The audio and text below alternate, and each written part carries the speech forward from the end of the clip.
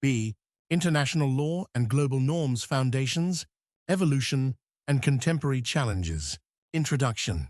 In an increasingly interconnected and interdependent world, the role of international law and global norms has become central to the regulation of state behavior, the protection of human rights, and the promotion of global order and cooperation. International law, defined as a body of legal rules that govern relations between sovereign states and other international actors, operates in conjunction with global norms, shared expectations about appropriate behavior, shaping the conduct of nations and international organizations. As globalization intensifies and complex transnational issues emerge, the interaction between legal obligations and normative pressures plays a pivotal role in structuring global governance. This essay explores the historical development, theoretical foundations, and key institutions of international law and global norms. It also examines how these mechanisms function in practice, particularly in areas such as conflict resolution, environmental protection, and human rights. Lastly, the essay addresses the challenges to the authority and effectiveness of international law and norms in a world marked by power, asymmetries, cultural pluralism, and geopolitical tensions. 1. Historical evolution of international law and norms. 1.1 Early roots and classical foundations. International law has ancient antecedents in treaties and diplomatic protocols among early civilizations, such as Mesopotamia, Egypt, India, and China. However, modern international law traces its lineage to the Westphalian system, established in 1648, which enshrined the principle of state, sovereignty, and non-interference. The works of early theorists like Hugo Grotius de Jure Ac Pacis, 1625, laid the groundwork for the idea of a jus gentium law of nations, based on natural law and reason.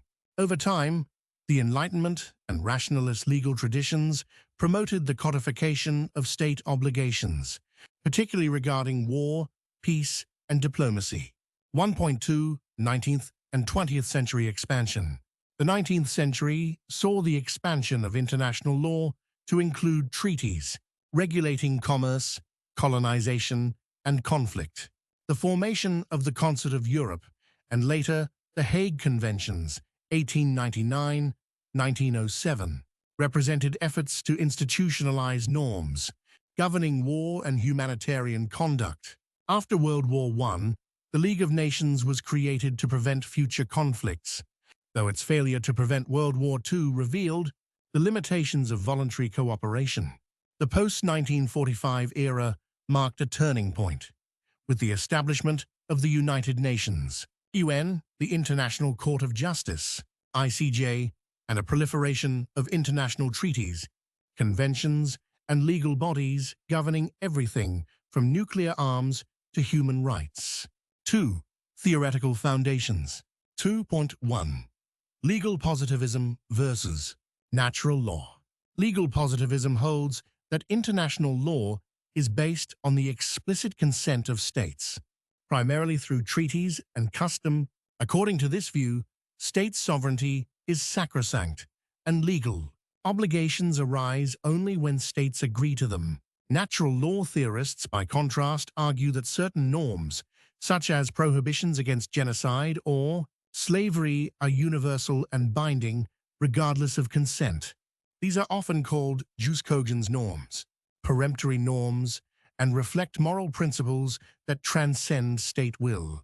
2.2 Constructivism and normative theory. In international relations theory, constructivists argue that global norms and identities shape state interests and behavior. Rather than acting solely out of material self-interest, states are influenced by ideas, legitimacy, and the desire to be seen as responsible. Members of the international community, normative theory examines how ethical considerations such as justice, fairness, and human dignity influence the development and application of international law. This includes the growing discourse on responsibility to protect R2P and transitional justice. 3. Sources and mechanisms of international law. 3.1. Primary sources.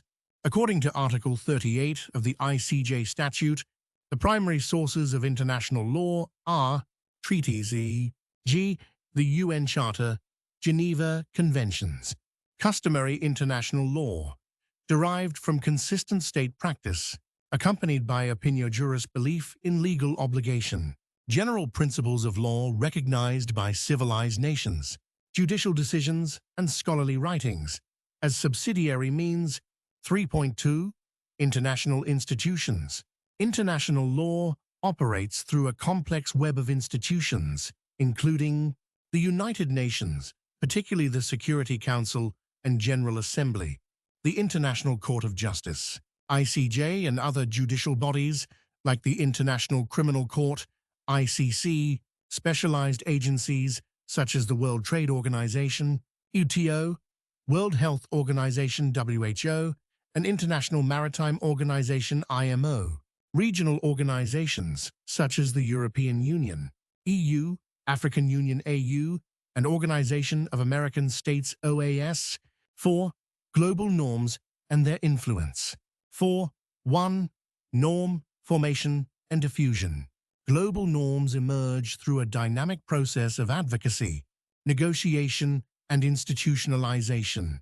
Norm entrepreneurs, such as NGOs, religious groups, and epistemic communities play a vital role in promoting new ideas, e.g., gender equality, environmental stewardship. Norms often follow a life cycle, emergence advocated by norm entrepreneurs, cascade adoption by a critical mass of actors. Internalization. Norms become widely accepted and institutionalized. 4.2. Examples of key norms. Sovereignty and non-intervention, a foundational norm of international law. Human rights, e.g., Universal Declaration of Human Rights, 1948. Environmental protection, e.g., Paris Agreement, 2015. Accountability for war crimes, e.g., the ICC and ad hoc tribunals. R2P, the responsibility of states to protect populations from mass atrocities. 5. Applications and case studies. 5.1. Human rights enforcement. International law and norms have greatly expanded the protection of individual rights. The UN Human Rights Council, regional courts, e.g., European Court of Human Rights, and special rapporteurs monitor abuses and promote compliance. Nevertheless, enforcement remains uneven due to political constraints and the principle of non-intervention. 5. International criminal justice. The creation of ad hoc tribunals for Rwanda and Yugoslavia and the establishment of the ICC represent milestones in holding individuals accountable for crimes against humanity. However, the ICC faces criticism for perceived bias and limited jurisdiction, particularly over powerful states. 5.3. Climate change and global public goods. Environmental law illustrates the interaction between legal obligations and normative pressures. Despite widespread support for climate action, compliance with agreements like the Kyoto Protocol and Paris Agreement often depends on voluntary national commitments and peer pressure, rather than binding enforcement. 6. Challenges and criticisms. 6.1.